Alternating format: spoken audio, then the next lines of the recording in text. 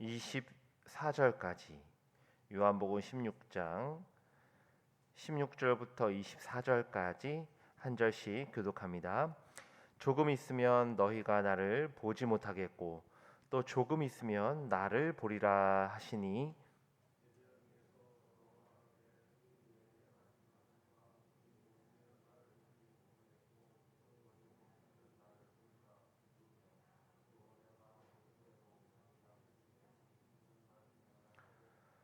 또 말하되 조금 있으면이라 하신 말씀이 무슨 말씀이냐 무엇을 말씀하시는지 알지 못하노라 하거늘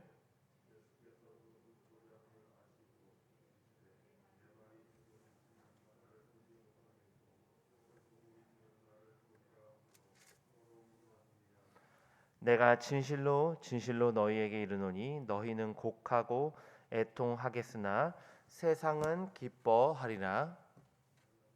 너희는 근심하겠으나 너희 근심이 도리어 기쁨이 되리라.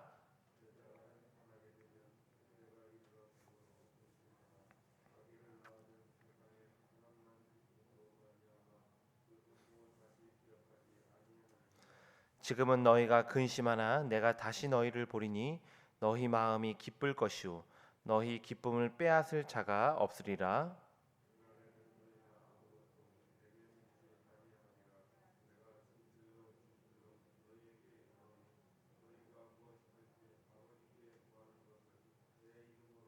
함께 봅니다.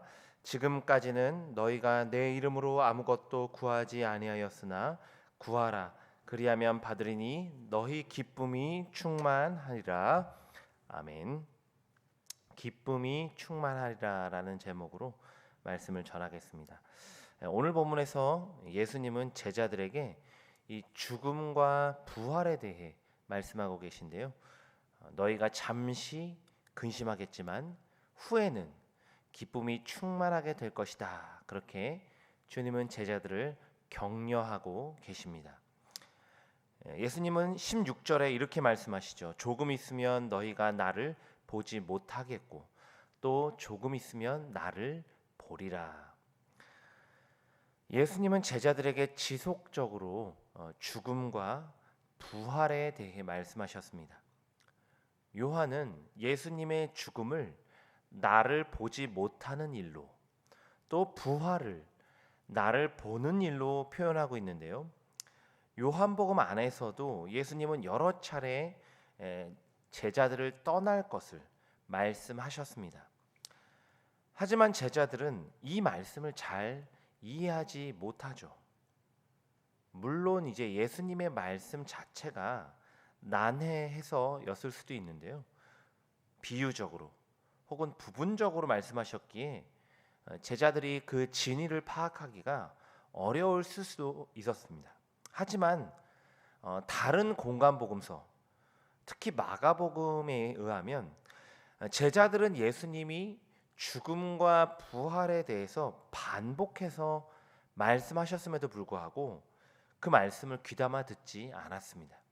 아니, 자신들이 생각하는 메시아상, 그러니까 곧 로마를 정복하여 온 천하의 왕이 되실 그런 예수님을 열망했기 때문에 듣고 싶지 않은 거죠. 심지어 베드로는 예수님께 항변하면서 그러시면 안 된다라고 열을 낼 정도였습니다. 오늘 본문에서도 제자들이 예수님의 말씀을 알지 못한 것은 단순히 그 말씀이 난해해서가 아니었습니다. 그들은 예수님이 잡히시고 죽임을 당하실 것, 그들을 떠날 것, 이런 것들을 믿고 싶지 않은 거죠.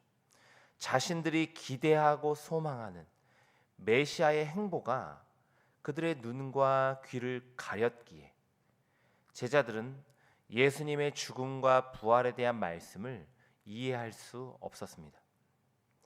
오늘 우리도 마찬가지인데요. 때로는 하나님의 뜻과 계획을 묻지만 응답이 없다고 느껴질 때가 있습니다. 또한 열심히 기도해도 원하는 일이 이루어지지 않을 때가 있죠.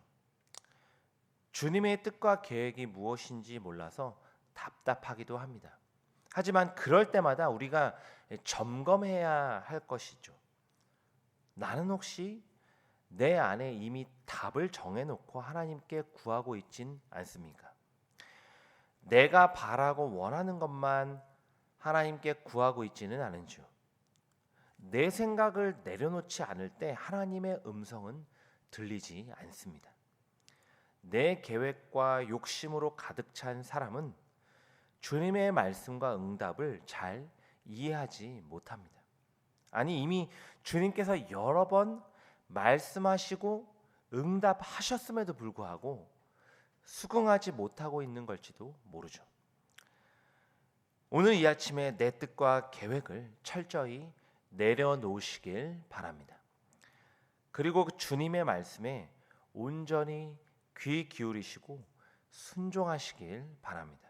바로 그때 내 삶에 하나님이 뜻하시고 계획하신 것들을 깨닫게 되고 또 믿게 되는 은혜가 주어질 줄 믿습니다. 예수님은 제자들이 자신의 말씀을 이해하지 못하고 있음을 잘 아셨습니다. 하지만 이런 연약한 믿음을 가진 제자들을 주님은 끝까지 사랑하시죠. 그래서 그들을 꾸짖지 않으시고 오히려 격려하십니다. 20절인데요. 내가 진실로 진실로 너희에게 이르노니 너희는 곡하고 애통하겠으나 세상은 기뻐하리라. 너희는 근심하겠으나 너희 근심이 도리어 기쁨이 되리라. 예수님은 조금 있으면 나를 너희가 보지 못할 거다 말씀하시죠. 이건 십자가의 죽음을 의미합니다. 따라서 제자들은 십자가에 못 박혀 죽으신 주님으로 인해서 곡하고 애통하게 될 것입니다. 반면에 예수님을 십자가에 못 박은 자들, 그리고 그 배후에 있는 죄와 사망의 권세 아래에 있는 세상은 그 주님의 죽음을 보고 잠시 기뻐할 것입니다. 하지만 주님은 거기서 끝이 아니라 조금 있으면 너희가 나를 볼 것이다 말씀하십니다. 볼 것이다. 이 부활을 예언하시죠. 제자들이 부활하신 주님을 볼 때 그들의 근심이 기쁨으로 바뀔 것이죠. 21절에서 예수님은 이 해산하는 여인의 비유를 드시는데요. 출산을 앞둔 산모는 분명 고통스럽습니다. 하지만 아이를 낳고 나면 그 자식으로 인해 그 누구보다 기뻐하며 산통을 잊어버리죠. 제자들도 마찬가지입니다. 예수님의 죽음은 그들에게 그 무엇보다 가장 깊은 절망과 고통이 될 것입니다. 하지만 부활하신 예수님을 보게 될 때 제자들의 그 고통은 기쁨으로 바뀔 것이요, 그 기쁨은 그 누구도 빼앗을 수 없는 영원한 기쁨이 될 것입니다. 이처럼 20절부터 22절에는 고통과 기쁨이라는 두 단어가 대조되고 있는데요. 예수님은 십자가 죽음으로 인한 고통은 잠시지만 부활로 인한 기쁨은 영원할 것이라 말씀하십니다. 이처럼 주님은 곧 곡하고 애통할 수밖에 없는 제자들을 부활에 대한 소망을 주시며 격려하고 계십니다. 오늘 우리는 제자들처럼 예수님을 직접 잃는 슬픔과 고통을 맛본 자들은 아니죠. 따라서 주님이 부활하신 것을 직접 목격했을 때 제자들이 얼마나 기뻐했을지 예상만 할 수 있지 체감하지는 못합니다. 그러나 오늘 우리가 십자가의 죽음과 부활을 삶에서 간접적으로 경험할 수 있는 중요한 은혜의 수단이 있죠. 그게 바로 제자도입니다. 제자도. 예수님은 말씀하십니다. 좁은 문으로 들어가라. 자기를 부인하고 자기 십자가를 지고 나를 따르라. 예수님의 제자는 그리스도와 함께 죽고 그리스도와 함께 사는 자들입니다. 죽어야 산다는 주님의 말씀에 순종하는 자들이죠. 십자가의 고통이 없었다면 부활의 기쁨도 없습니다. 모든 것을 주신 주님의 죽음이 없었다면 모든 것을 누리는 우리의 영생도 없습니다.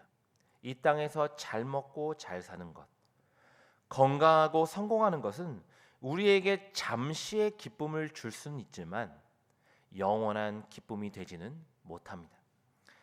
예수님이 보여주신 길을 따라 그리스도를 위해 희생과 섬김의 삶을 살아갈 때 복음의 열매와 하나님 나라의 확장에 대한 기쁨과 감격이 주어지죠. 이것이 곧 영원한 기쁨의 원천입니다. 오늘 우리는 무엇에 근심하고 걱정하고 있습니까? 이 땅에서 필요한 무언가가 채워지지 않아서입니까? 아니면 주님의 제자답게 살고 있지 못하기 때문입니까? 이 땅에서 잠시 누릴 기쁨에 목매지 마시길 바랍니다. 영원한 기쁨, 영생과 부활의 소망에 대한 감격으로 그 기쁨으로 살아가시길 바랍니다. 오직 예수와 함께 죽고 예수와 함께 사는 참 제자의 길을 걷는 자 되어서 그 누구도 빼앗지 못하는 영원한 기쁨을 누리며 살아가는 저와 여러분이 되길 간절히 소망합니다. 끝으로 예수님은 제자들에게 23절과 24절을 통해서 소망의 약속을 주십니다. 그날에는 너희가 아무것도 내게 묻지 아니하리라. 내가 진실로 진실로 너희에게 이르노니 너희가 무엇이든지 아버지께 구하는 것을 내 이름으로 주시리라. 지금까지는 너희가 내 이름으로 아무것도 구하지 아니하였으나 구하라. 그리하면 받으리니 너희 기쁨이 충만하리라. 아멘. 그날은 주님이 부활하실 날이죠. 지금은 제자들이 예수님의 말씀을 다 알지 못합니다. 하지만 예수님의 죽음을 직접 보고 난 후 부활하신 주님을 만나게 됐을 때는 아무것도 물을 필요가 없죠. 부활하신 주님을 보는 것 그 자체가 가장 큰 깨달음이기 때문입니다. 그리고 예수님은 그날에 제자들이 하게 될 기도의 특권에 대해 말씀하시죠. 여기서 내 이름으로 라는 표현이 두 번 반복됩니다. 제자들의 기도에 하나님은 예수님의 이름으로 응답하십니다. 또한 예수님의 이름으로 구하는 제자들의 기도에 하나님이 반드시 응답하십니다. 즉 예수님의 이름은 그의 제자들이 구하는 기도의 제목이자 하나님의 응답입니다.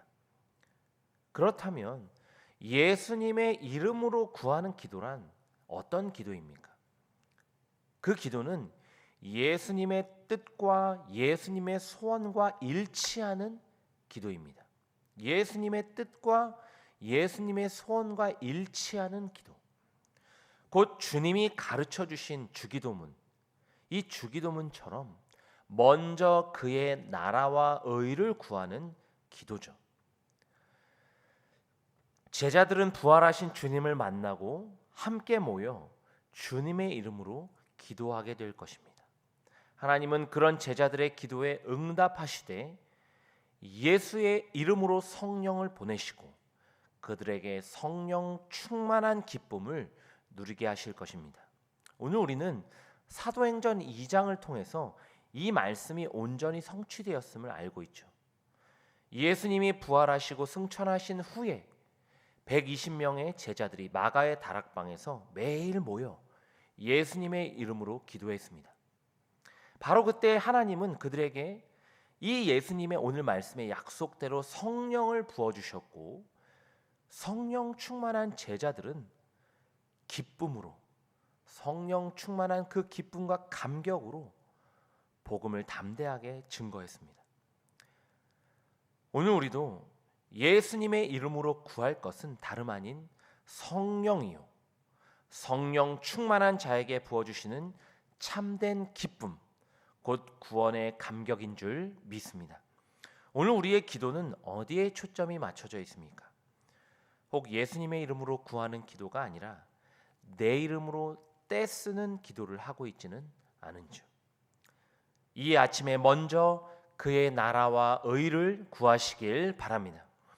예수님이 가르쳐 주신 대로 기도하는 저와 여러분이 되길 바랍니다. 바로 그때 하나님께서 반드시 응답하시되 성령을 이 아침에 충만히 부어주실 줄 믿습니다. 오늘 하루도 주님의 발 앞에 내 뜻과 욕심을 다 내려놓고 예수와 함께 죽고 사는 제자의 길을 걸어서 주의 이름으로 주신 성령 충만하여 영원한 기쁨을 누리며 살아가는 저와 여러분이 되기를 주님의 이름으로 간절히 축원합니다. 기도하겠습니다.